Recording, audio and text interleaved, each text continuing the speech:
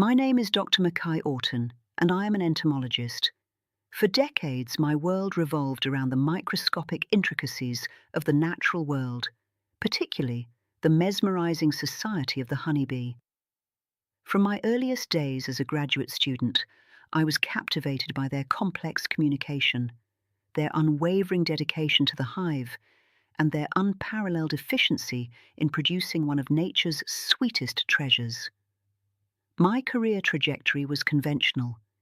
Years of rigorous study, countless hours in state-of-the-art laboratories dissecting specimens, observing behavior in meticulously controlled environments, and publishing peer-reviewed articles in prestigious scientific journals. I prided myself on a worldview rooted firmly in empiricism, convinced that human understanding progressed linearly, each generation building upon the scientific bedrock laid by its predecessors. Religious texts, to me, were cultural artifacts, perhaps rich in moral guidance or poetic metaphor, but certainly not repositories of factual scientific data. Then a flicker of an anomaly began to penetrate my meticulously ordered scientific reality. It started as a murmur, a whisper in the periphery of academic discussions, initially dismissed as esoteric curiosity. Colleagues, sometimes with a wry smile, sometimes with genuine intrigue, would mention an ancient text, the Quran, and its supposed uncanny scientific accuracy. More specifically, they spoke of its verses pertaining to bees, details that, according to these accounts, were not fully understood by modern science until centuries after the text's revelation.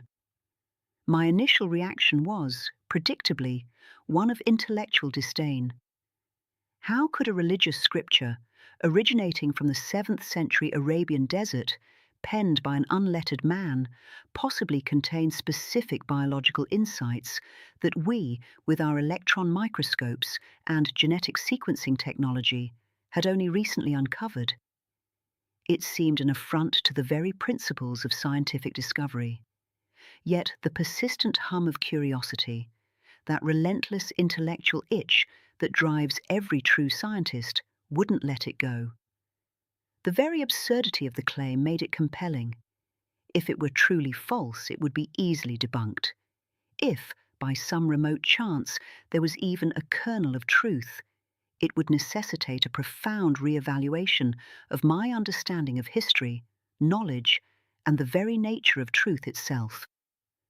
So, with a mixture of skepticism and an undeniable, almost involuntary pull of scientific inquiry, I sought out a translation of the Quran.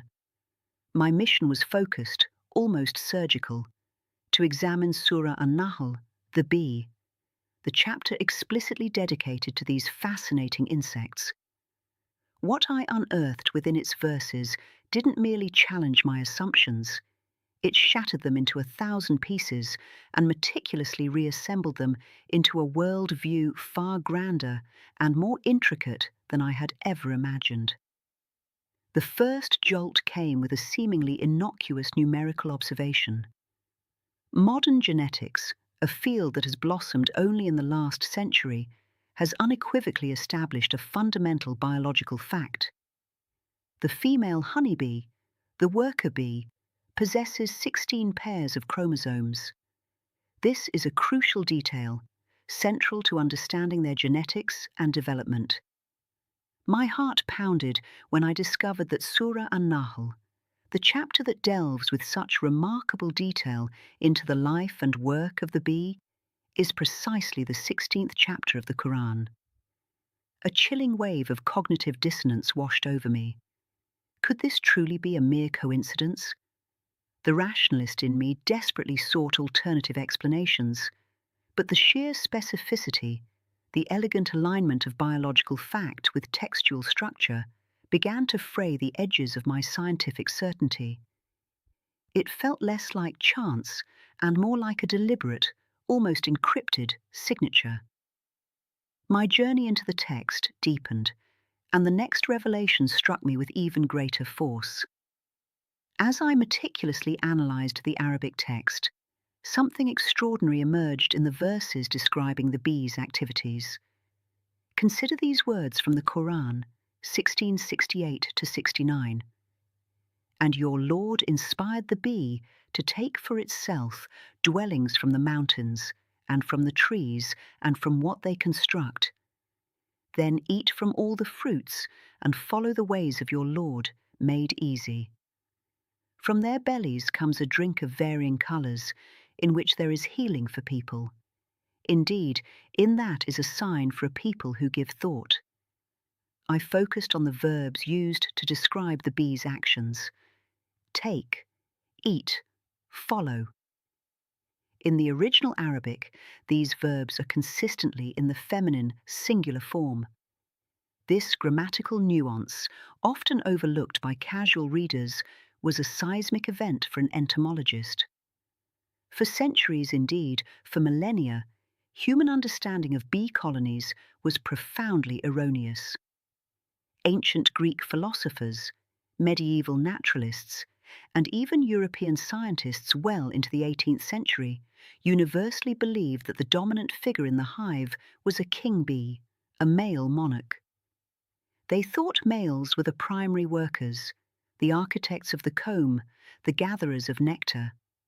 The notion that female bees were the tireless foragers, the skilled builders, the selfless caretakers, the very engine of the honey production, was a concept that simply did not exist in the collective human consciousness.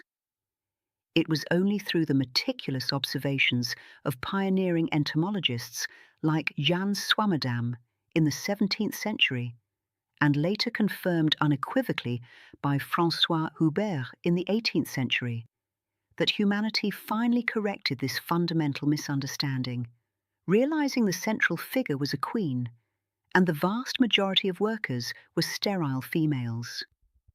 Yet here, 1400 years prior, the Quran not only articulated this truth, but subtly embedded it in its very grammar, using feminine pronouns to describe the labor.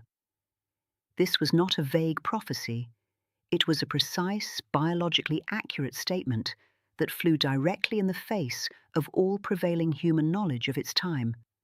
How could an unlettered man living in a desert society have possessed such specific and accurate biological understanding, predating its scientific discovery by over a millennium? This was no longer just a challenge to my objectivity. It was a direct assault on the very foundations of my rational scientific mind. And just when I thought the depths of this ancient text's foresight had been plumbed, another layer of remarkable precision revealed itself. The Quran, in describing honey, states it comes from their bellies. The crucial detail lay in the Arabic word employed, butunaha, butunaha. This word is not singular. It is in the plural form, bellies, not belly. This subtle pluralization again immediately ignited my scientific curiosity. For most of our history, and even well into the modern era, we conceived of a bee as having a single stomach, much like other insects or animals. However, with the advent of advanced microscopy and refined dissection techniques in recent centuries, we have come to understand the worker bee's digestive system with intricate clarity. It is not singular, it is dual. A worker bee possesses two distinct stomachs. One, the true stomach, or ventriculus, functions for the bee's own digestion and sustenance. The other, the honey sac, or honey stomach, proventriculus, is a completely separate, specialized organ. Its sole purpose is to collect nectar from flowers, store it, and through a process of enzymatic breakdown and dehydration, transform it into the pure, refined honey that we consume.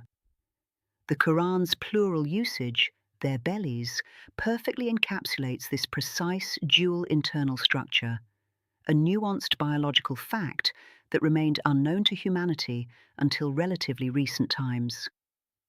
The text wasn't speaking metaphorically. It was describing a specific anatomical reality that science would take centuries to confirm. These were not vague allegories, not poetic musings open to broad interpretation. These were precise, verifiable scientific details.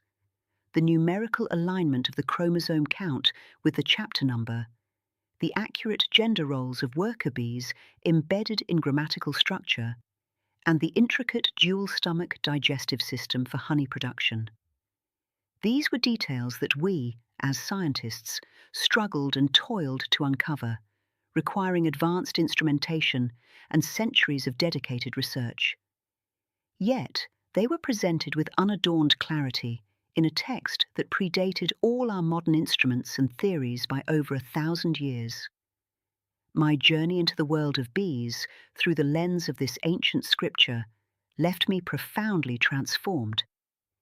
As a scientist, I am trained to pursue truth through rigorous observation, repeatable experimentation, and irrefutable empirical evidence.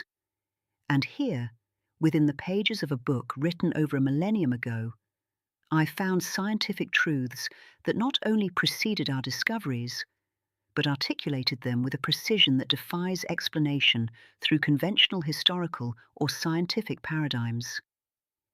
This experience has forced me to continually ask, and to encourage others to ask, where did this knowledge truly come from?